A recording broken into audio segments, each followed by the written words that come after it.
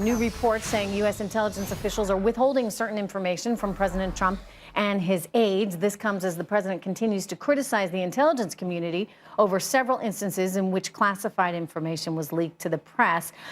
Here's what the president had to say just a short time ago. Remember, he wasn't so happy, as Howie just explained, with the article this morning that was in the Wall Street Journal saying, look, they never called me. Here he is talking about it. Well, I've gone to all of the folks in charge of the various agencies, and I've actually called the Justice Department to look into the leaks. Those are criminal leaks. They're put out by people either in agencies. I think you'll see it stopping because now we have our people in. You know, again, we don't have our people in because we can't get them approved by the Senate. We just had Jeff Sessions approved in Justice, as an example. So we are looking into that very seriously. It's a criminal act. Okay, so just to clarify for everyone, two things going on here. One, you got the Wall Street Journal today. It's basically saying the intelligence community isn't telling our president everything that they need to be telling him. He disputes that story, and there is a source quoted in the fourth paragraph there from the White House disputing that. But he said, look, they didn't call me, they didn't ask.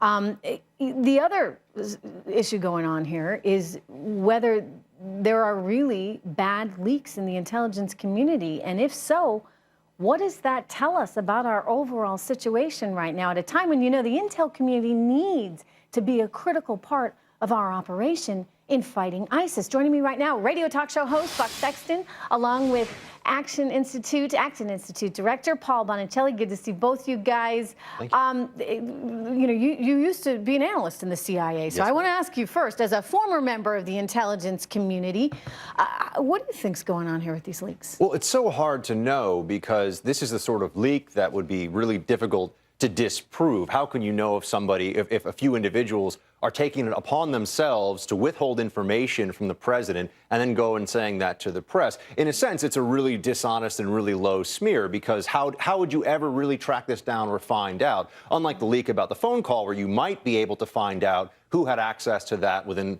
the intelligence community and possibly even in the White House and track it down. So with this, it's very hard to know whether it's true or not. I find it very hard to believe, because one of the most important things that is taught to you from day one as an intelligence officer is you are here as part of the executive branch. You are serving the commander-in-chief, and you should bring him the best and whatever information he or she wants, period, full stop. This would be a fireable offense. It would be dishonorable to the core mission of the intelligence community. And it's a scandal, okay, quite honestly, that anybody would think this is okay. You don't quite buy it. But what about the leaks in general? I mean, do you think that the community, the intel community, you say you're there to serve the executive, but it seems as though there are people within that community that aren't so psyched that they've got him as an executive.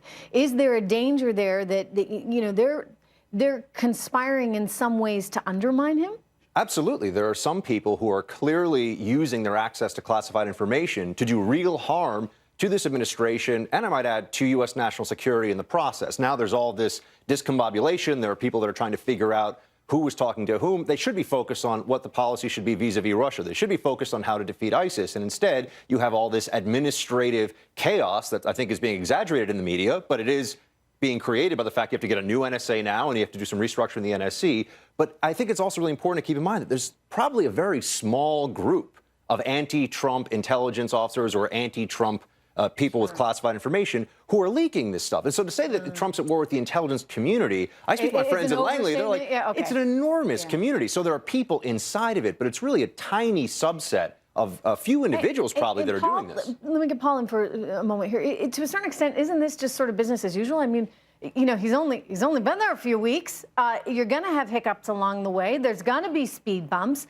And look, you know, you got people that are holdovers from another administration that may see things a little bit differently, and it's going to take them a little while to get them all on board.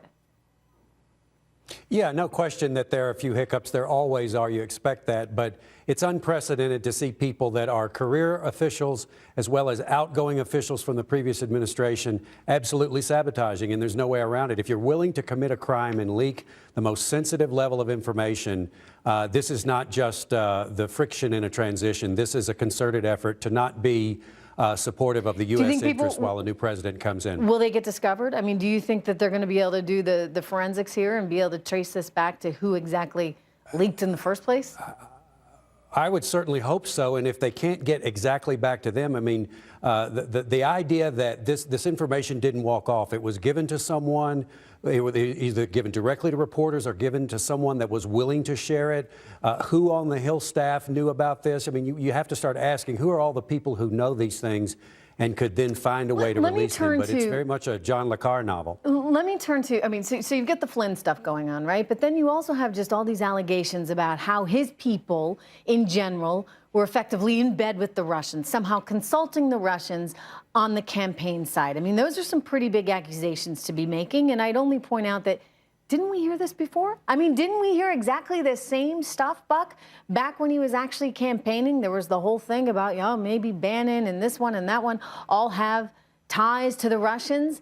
And it kind of went nowhere. And now they're bringing it up again? Absolutely. They've been talking about this for a long time. And what we see is the utilization of classified information that's been leaked to try and once again conjure up this narrative. But one would think that if there was something that was really important for the American people to know about Russia's relationship with the Trump administration at this point, wouldn't we have heard about it? In the New York Times piece that ran yesterday, there was a lot of conjecture. There was, well, these people have, those were old stories. There was absolutely nothing new there. And really, ultimately, what you see is the media trying to create a perception that Donald Trump would sell out his country for the Russians. And there's absolutely no evidence whatsoever. Yeah. They pretend that there's some sort of leverage they have over him, that there's some way they're going to get to him to make him sell out his country. He doesn't need any of this. And they're not about to force him to betray America. It's a very good point. It's nonsense. Paul, I mean, when you think about it, like, you know, this has been one big, frankly, giant headache, I would imagine, at least for his personal life. I'm sure his wife didn't bargain on any of this. His son,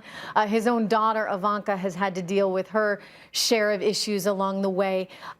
Yes, it's great to be president, especially if you can make a big impact and you can really start to change the world in a way that's for the better. But, you know, as Buck says, for people to think this is some giant conspiracy, that he's basically like the Manchurian candidate for the Russians, I mean, it's getting a little far-fetched. Yeah, I've always thought it was one of the most absurd arguments. If we take all of the characteristics of President Trump that are supposed to be bad, one of them is that he's thin-skinned and doesn't accept any criticism. The idea that he would set himself up to be called a chump, that would be the last thing a guy from Queens would ever want to be called. So, no, I don't see that. I see him, as he always does in negotiation, he lays the table the way he wants to negotiate issues, and the media will not tell him what to think or tell him what to say about someone. Behind the scenes, I expect a lot of typical tough policies from somebody who's trying to win a negotiation. All right. Good to see you guys. Buck and Paul, thanks so much for the You too, analysis. Trish. We're going to be right back. I'll see you here.